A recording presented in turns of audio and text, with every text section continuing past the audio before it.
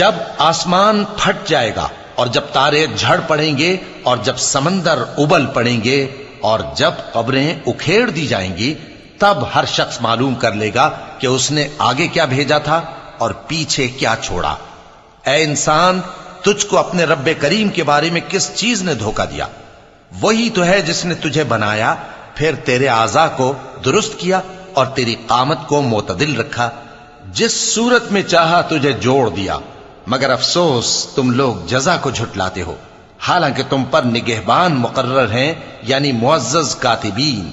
جو کچھ تم کرتے ہو وہ اسے جانتے ہیں۔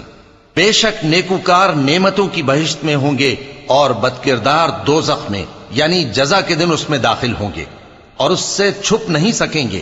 اور تمہیں کیا معلوم کہ جزا کا دن کیسا ہے؟ پھر تمہیں کیا معلوم کہ جزا کا دن کیسا ہے؟